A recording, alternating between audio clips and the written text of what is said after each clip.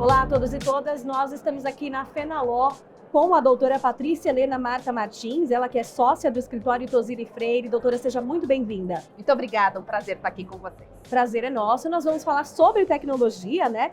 Por meio aí dos hubs de inovação nos escritórios. Então eu quero começar perguntando como os hubs de inovação estão moldando o futuro da prática jurídica e também como que os escritórios de advocacia podem se manter atualizados, pensando aí nas tendências, né, desse mundo em constante evolução que a gente tem.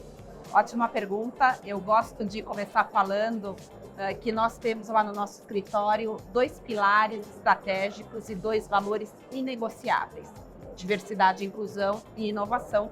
E não por isso nós ganhamos hoje os 2 prêmios, primeiro lugar aqui na Fenaló em diversidade, inclusão, em tecnologia também, e em inovação ganhamos também 3 prêmios aí maravilhosos. Muito obrigada pelo reconhecimento. E como nós temos a inovação no nosso DNA, todas as nossas atividades permeiam esse olhar para o novo, né? Então, só para trazer um exemplo aqui para vocês, hoje é muito comum as empresas, os escritórios falarem em colaboração de times, em cooperação entre áreas, entre equipes, mas nós fazemos isso há mais de 15 anos. Nós temos um escritório que é open space, não há mesas fixas. Cada profissional escolhe o lugar que vai sentar naquele dia, de acordo com as suas atividades, de acordo com os projetos que está envolvido, para justamente haver essa cooperação, essa colaboração. E ao longo do tempo, com tantas iniciativas presentes no escritório, em 2018 nós resolvemos consolidar todas elas num programa de inovação estruturado que se chama Think Future.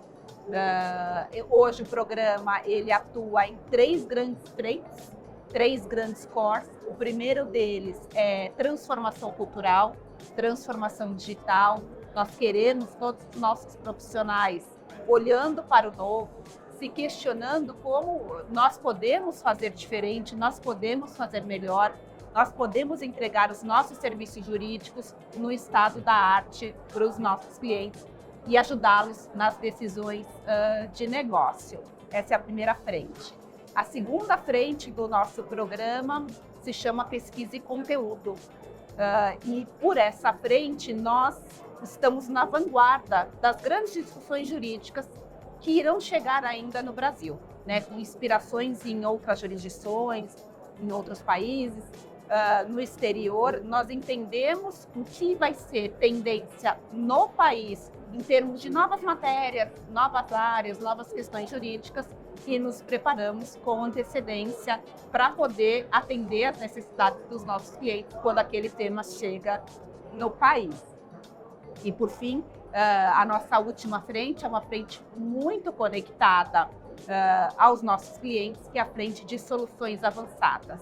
É a entrega de um serviço jurídico de altíssima qualidade, e não poderia ser diferente, né? É assim que nós prestamos nossos serviços, mas entregue de uma forma moderna, de uma forma visual, de uma forma fácil para os nossos clientes tomarem decisões de negócio. Então, resumidamente, muito resumidamente, esse é o nosso programa de inovação. Acabou de completar 5 anos, fez aniversário de 5 anos no dia 13 de setembro agora, de 2023. Nós divulgamos nossos dados consolidados, nossos números, são todos superlativos, e eu convido todos a olhar o nosso resultado, o nosso programa. Nós temos um hot site, Think Future, e, portanto, ali é uma boa fonte de informação e de inspiração.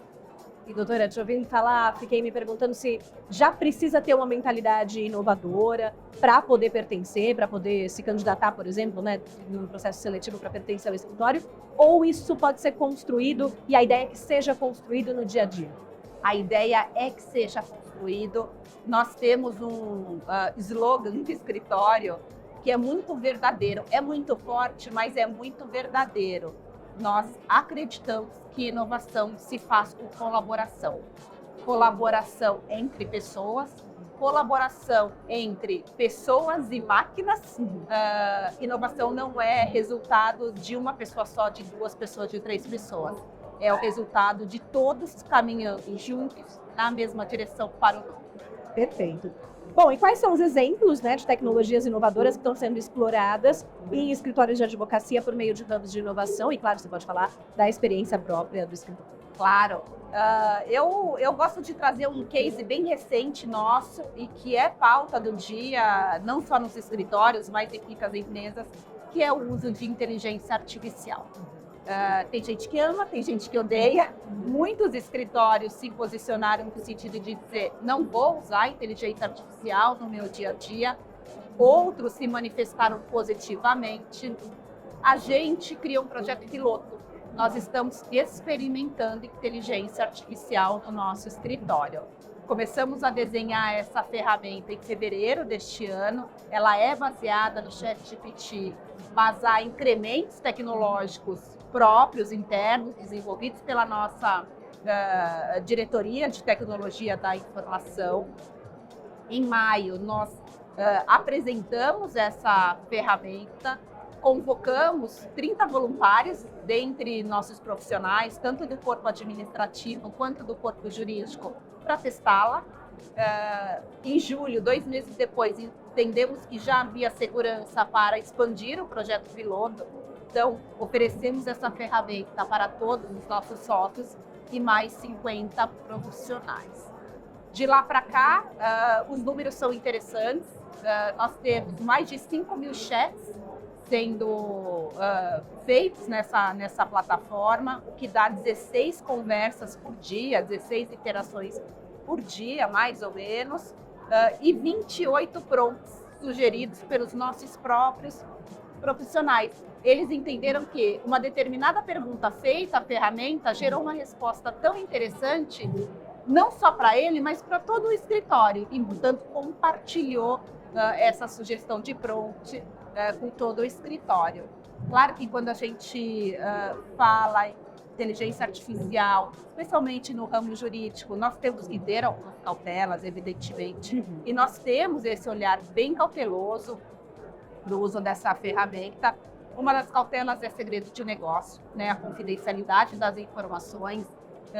A resposta a uma pergunta jurídica, muitas vezes, não é absolutamente completa. Então, quando nossos profissionais caminham nesse sentido, eles são alertados 3 vezes, triplamente, de que não podem fazer esse tipo de pergunta, esse tipo de prompt à ferramenta. Então, é uma forma de experimentar, de testar e de se adaptar às novas tecnologias com todo o cuidado, com toda a cautela que o nosso serviço requer e que a gente tem muita preocupação também em relação a isso. Há uma educação, então uma inteligência, um treinamento até mesmo para saber perguntar, o que perguntar, como Sem perguntar, dúvida. o que não perguntar, muitas vezes. Sem dúvida, nós fizemos já 3 workshops para esse grupo que é objeto, né, do programa piloto, justamente para ter essa reflexão, para ter essa provocação entre todos os envolvidos.